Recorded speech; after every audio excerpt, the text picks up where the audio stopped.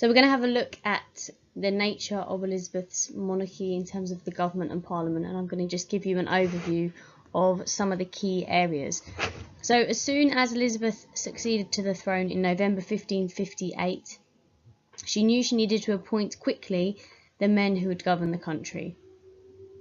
She was a woman, she was young, and she was inexperienced, and so she chose to rely on some of Mary's advisors, and she also made some new appointments. The key to government at the time obviously was the Privy Council and the membership of it, which was really, really important for her to consider. And the most vital of her choices was that of William Cecil, who was her chief minister. She also instructed the summoning of Parliament, which met in January 1559. And she also had to consider issues such as her marriage and also her religious settlement. Elizabeth's government was essentially conservative in its style. She made few changes in appointments except when death or treasonable activities it deprived her of the service of a member of her council. She summoned Parliament as rarely as she possibly could.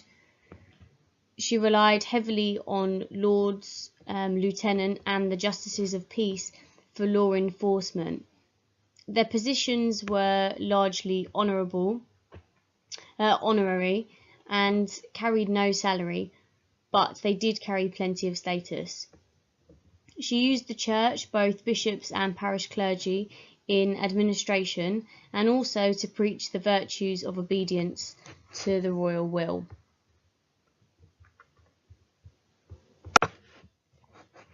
As the reign proceeded further, issues arose about the Queen's close friendship with Robert Dudley, later the Earl of Leicester. The death of his wife in 1560 in suspicious circumstances caused a scandal, and it made it impossible for Elizabeth to marry him without discrediting her own reputation. This was heavily linked with the rivalry between William Cecil and Dudley, as each wanted to be closest to the Queen. It also spilled over into the sessions of Parliament, where the need for the Queen to marry and to provide an heir dominated some of the parliamentary meetings of the 1560s. In 1562, the Queen had a near-death experience when she was ill with smallpox, and this showed her government all too clearly how fragile her position was.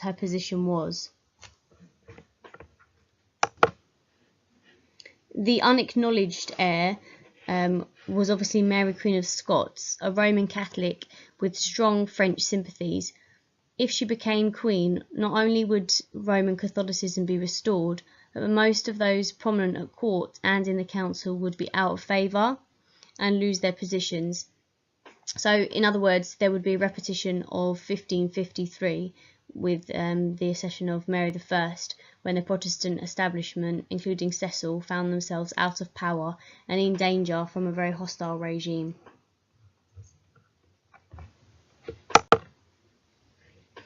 So Mary, Queen of Scots becomes a heavily debated topic. In 1572, for example, Parliament attempted to bring about the execution of Mary, Queen of Scots. In 1586, Mary had been tried and found guilty of treason, and in 1586 Parliament met chiefly to debate this issue. So Mary and how to best deal with her is a sort of ongoing issue in terms of the Parliament and also the Council, in terms of the advice and also the pressure that they put onto Elizabeth. The rising of the Northern Earls in 1569 demonstrated some of the issues in terms of government. The competition between Leicester and Cecil, for example, as Leicester initially schemed with Norfolk and the Earls for Norfolk to marry Mary, provide an heir, and thus open the way for Leicester to marry Elizabeth, and this was all something which Cecil would have been outraged by and strongly opposed to. The Queen's refusal to allow Parliament to interfere with what she saw as her prerogative led in the 1570s to protests about freedom of speech. She curtailed sessions of Parliament as far as she could, and she was helped by the loyal outlook of most of the MPs. The Queen did consider some of her suitors, notably the Duke of Alençon, seriously, but by the 1580s, as her age made the birth of an heir very unlikely, the question of marriage faded, though the question of the succession remained a very pertinent and very important one.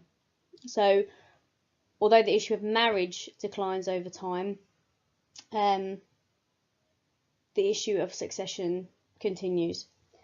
Those who might outlive the monarch were obviously concerned, while Elizabeth herself believed that to name a successor would be just as bad or equal to signing her own death warrant, because of the implications that it would have for her if she was to name one. Developments in Europe and the increasing threat from Spain in the 1570s and 1580s led to a greater cohesion in the government in the face of a common enemy that they were united to tackle. The factionalism in the council was more concentrated on differences about means than about ends. So you might want to think about whether that's similar or different to previous factionism in Tudor government. Parliament agitated about the Catholic threat, and Mary, Queen of Scots, was executed. This does not mean that the later years of the reigns were free from disagreements, because new issues arose, but the challenges to government which had been faced in the early years had largely been met by action, by changes in circumstances, and by Elizabeth's mastery of the skill of doing nothing, and that actually doing nothing was arguably a political policy of Elizabeth's.